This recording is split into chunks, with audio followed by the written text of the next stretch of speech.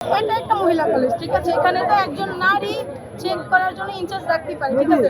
ওনারা কোনো মেয়ে মানে মহিলা দ্বারা বা কোনো শিক্ষিকা দ্বারা আমাদেরকে চেক করানো হয় না, ওনারা নিজেরা চেক করেন। ওনারা আমাদের হিজাব খুলে কানে ডিভাইস চেক করেন, আমাদের সাথে মেয়েদের সাথে এটা হয়েছে। হ্যাঁ, তারপরে হচ্ছে হাত ধরে, ওনার তো কোনো রাইট নাই যে একটা মেয়ের হাত ধরবে। উনি হাত ধরে তারপরে হাতে ডিজিটাল ঘড়ি চেক করে। আর হচ্ছে ছেলেদের এই মূলত এইসব বিষয়গুলো নিয়ে ওদের এই যে আন্দোলন। স্যাররা আমাদেরকে নকলের যে মিথ্যা অপবাদ দিচ্ছে এটা সম্পূর্ণ ভুয়া, এবং বিভিন্ন টিভি নিউজ মিডিয়া আমি দেখছি যে এই জিনিসটা ব্যাপকভাবে ছড়াইতেছে।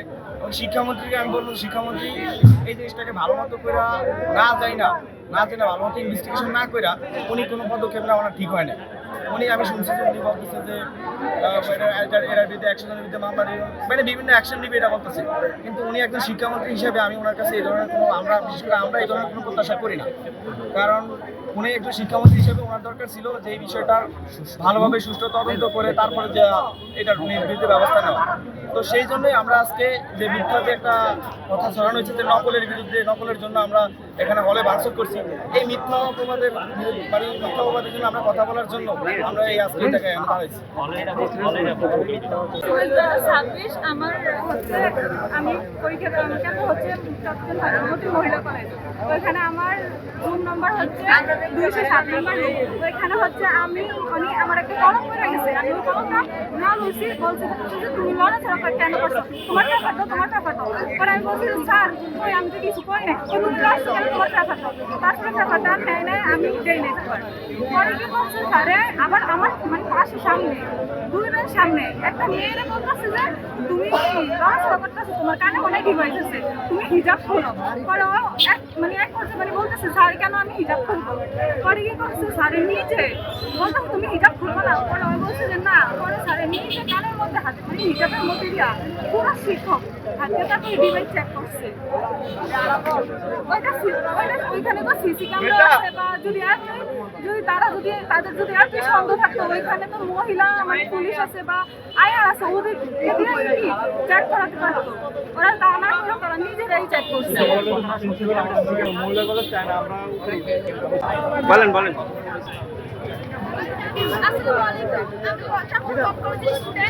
আমরা চাই আমাদের কলেজের স্টুডেন্টদের সাথে যে অন্য মানে অত্যাচারগুলো করতেছে, অনেকগুলো করতেছে, যেন বন্ধ করে আমরা যেন সুষ্ঠুভাবে পরীক্ষা পারি। কারণ আমাদের কলেজ থেকে কেন এত করা করে দেওয়া হয়, অন্য কলেজে এত করা করে দেওয়া হয় না। আমরা চাই আমাদের থেকে অন্যায় বন্ধ করা হোক, আমাদের কলেজ একটু সুষ্ঠু বিচার চাই। আর আমাদের নামে যে মিথ্যা প্রচারগুলো ছড়ানো হয়েছে এগুলো একদম মিথ্যা, পুরাই মিথ্যা যাকে বলে, যেগুলো আমরা চাই না। আমরা চাই নকলমুক্ত পরিবেশ, আমরা নকল পছন্দ করি না। আর এটা সিসিটিভি ক্যামেরা ফুটেজ চেক করলে বোঝা যাবে যে আসলে আমরা কত ভালো করে পরীক্ষা দিতে পারি। তাই আমরা চাই যে আমাদের কলেজের সম্পর্কে যে মিথ্যা অপবাদটা দেওয়া হয়েছে ওটা যেন বন্ধ করা হয়। আর আমরা কিন্তু এরকমটা কিছুই করি না। তাই আমরা চাই আমাদের সামনে যে এক্সামগুলো আছে ওগুলো যেন আমরা ভালো করে দিতে পারি এবং সুন্দরভাবে দিতে পারি। আল্লাহ হাফিজ। সরকারি কলেজে পড়ি, এইচএসসি 2026 এবারের পরীক্ষা, ঠিক আছে। আমাদের 11 তারিখে যেই যে ভাঙচুরটা হয়েছে বা যে ঝামেলাটা হয়েছে বা ডিসপ্লেতে আমাদের নামে যে মিথ্যা কথাটা আসছে যে আমরা নকল করার জন্য আমাদের ভাইরা ভাঙচুর করছে, ঠিক আছে। কিন্তু আসলে এটার মূল কারণ হচ্ছে প্রথমত মেয়েদেরকে যখন চেক করে ঢোকানো হয়, এটা একটা মহিলা কলেজ, ঠিক আছে। এখানে তো একজন নারী চেক করার জন্য ইনচার্জ রাখতে পারে, ঠিক আছে। ওনারা কোনো মেয়ে মানে মহিলা দ্বারা বা কোনো শিক্ষিকা দ্বারা আমাদেরকে চেক করানো হয় না, ওনারা নিজেরা চেক করেন। ওনারা আমাদের হিজাব খুলে কানে ডিভাইস চেক করেন, আমাদের সাথে মেয়েদের সাথে এটা হয়েছে। হ্যাঁ, তারপরে হচ্ছে হাত ধরে, ওনার তো কোনো রাইট নাই যে একটা মেয়ের হাত ধরবে। উনি হাত ধরে তারপরে হাতে ডিজিটাল ঘড়ি চেক করে। আর হচ্ছে ছেলেদের এই মূলত এইসব বিষয়গুলো নিয়ে ওদের এই যে আন্দোলন। আবার মনে হয়েছে যে ওরা যখন আইসিটি পরীক্ষা ছিল তখন মনে করেন আইসিটি পরীক্ষার সময় এমসিকিউর টাইমই তো থাকে 30 মিনিট, তখন যদি আমাদের পেপারটা 15 মিনিট নিয়ে রেখে দেওয়া হয় তাহলে কি আমাদের ভবিষ্যৎ থাকবে? 10 মিনিটে কি কখনো পরীক্ষা দেওয়া যায়? এক্সামে কি লিখবে? হ্যাঁ, তারা মনে করেন তাদেরকে যদি কোনো বিষয় জিজ্ঞাসা করা হয়, আমরা স্টুডেন্টরা তো কথা বলতে দেয় না।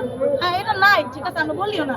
স্যারদেরকে যদি আমরা জিজ্ঞেস করি, স্যাররা কি করে এটা জিজ্ঞাসা করার অপরাধে তারা পেপার নিয়ে যায়। এই যে ও আমাদের সাথে একজনে নিয়ে গেছে, ঠিক আছে, ওর থেকে শুনে নিয়ে।